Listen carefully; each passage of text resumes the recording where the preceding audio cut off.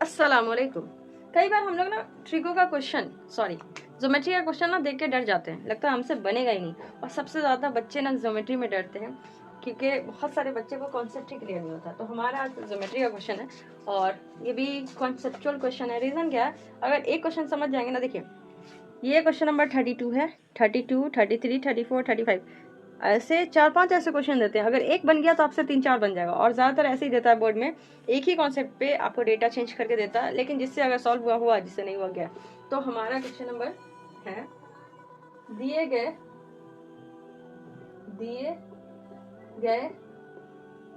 चित्र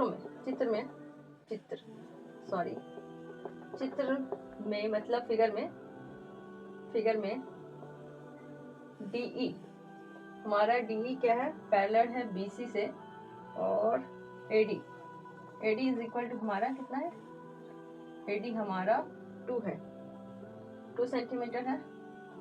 और हमारा DB इज इक्वल टू 3 है सेंटीमीटर, और AE इज इक्वल टू हमारा 1.6 सेंटीमीटर है। तो तब हमें क्या निकालना है, EC निकालना है। EC इज इक्वल टू क्या होगा, कुछ नहीं, इस क्वेश्चन का फिगर भी दिया हुआ, मसला तो ये कोई है ही नहीं, ठीक है। ये हमारा एक फिगर है, ट्रायंगल का नाम है AB और C। सबसे ज्योमेट्री में एक चीज फायदा होता है कि हमें हर चीज दिया रहता है, मतलब क्या ना कि आपको रेसिपी भी बता दिया, मिर्च मसाला दे दिया, बस आपको बनाना है। ABC है। अब हमें क्या दिया, त्रिभुज ABC में DE, क्वेश्चन है दिए गए चित्र में DE पैरेलल क्या है, BC, मतलब BC के पैरेलल कोई लाइन है DE, यहाँ पैरेलल कर दिया, ये D हो गया और ये E हो गया। DE पैरेलल है BC और AD का वैल्यू दिया 2, और DB का वैल्यू दिया 3।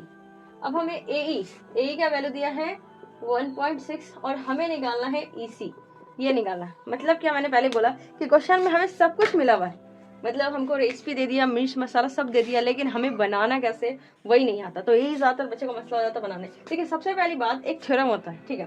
थ्योरम में क्या है कि इस फिगर इसी तरह से ट्रायंगल रहेगा, और इस ट्रायंगल में जैसे BC पैरेलल D है ना, तब अगर ये दोनों पैरेलल होगा तो हमारा जो फॉर्मूला होगा AD,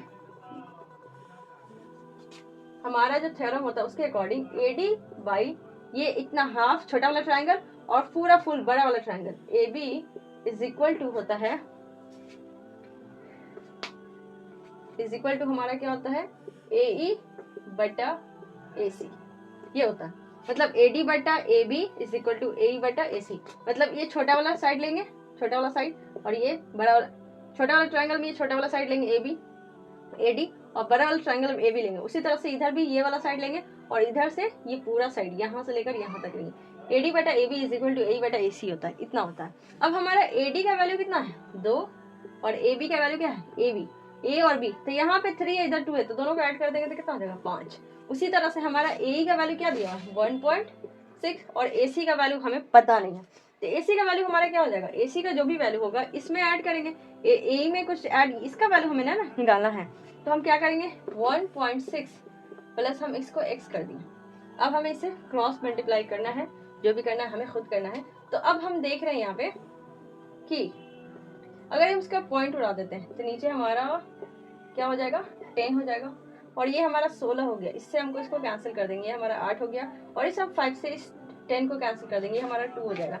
तो कुल मिला के हम यहाँ पे देख रहे हैं, ये तो हमारा दोनों कैंसिल हो गया, और यहाँ पे 8 है, यहाँ पे 2 इंटू 1.6, यहाँ पे 2 into 1.6 plus x is equal to हमारा कितना, 8 है। ये गुना करेंगे, 16 दूनी 1.6 है ना, 16 को 2 से गुना करेंगे तो 16 दूनी 32 आ जाएगा, मतलब हमारा 3.2 आएगा प्लस 2x आएगा, और इज इक्वल टू हमारा कितना आ गया, 8। अब हमें x का वैल्यू निकालना ना, तो ये दोनों सेम कैटेगरी का है, मतलब संख्या, और अभी कुछ दिन से हम लग रहा है कि टेढ़ा ही लिख रहे हैं, ठीक है ना। थोड़ा सा सीधा करने की कोशिश करते हैं। तो ये हमारा 2x के जगह पे 2x हो जाएगा, और यहाँ 8 है, 8 में से घटाएंगे 3.2 घटाएंगे, तो समझ लीजिए इस तरह से घटा दे रहे हैं, ठीक है, 3.2। तो देखिए 10 में से 2 गया तो 8 हो गया, ये 7, पहले से 8 था लेकिन 7 हो गया, 7 में से 3 गया तो आएगा 4.8। तो ये हमारा आ गया 4.8, और 4.8 को 2 से डिवाइड देंगे तो ये हमारा 2.4 हो जाएगा। हमारा क्या आएगा, x इज इक्वल टू हमारा 2x इज इक्वल टू इतना है, तो इसको कैंसिल करेंगे तो हमारा x इज इक्वल टू आएगा हमारा 2.4।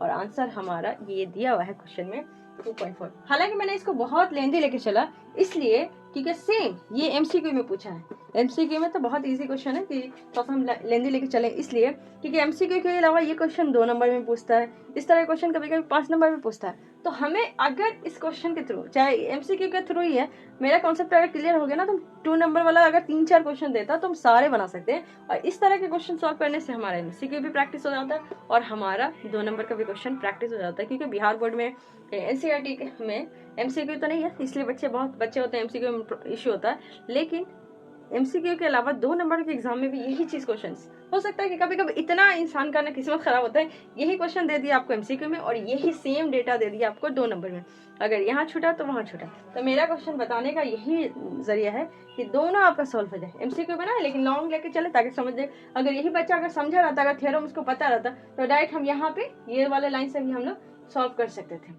वैल्यू काट सकते थे, छांट सकते थे। लेकिन वही मसला कि अभी फिलहाल मेरा मकसद भी है आप लोगों को कॉन्सेप्ट समझाना, यही रीज़न है कि हम इसको और शॉर्ट में, लेंदी में, एक्सप्लेनेशन में लेके चलें। अगर किसी को लग रहा है कि लेंदी है, कोई मसला नहीं, इसको हम 2-3 लाइन में भी बता सकते हैं, लेकिन फिलहाल हर चीज़ को लेंदी लेके चलिए। मेन होता है एक बार अगर आपको कॉन्सेप्ट समझ में आ गया ना, तब एक पेज के क्वेश्चन को ना 2 लाइन में भी बना सकते हैं, लेकिन मेन होता है प्रॉपर आप कॉन्सेप्ट समझो।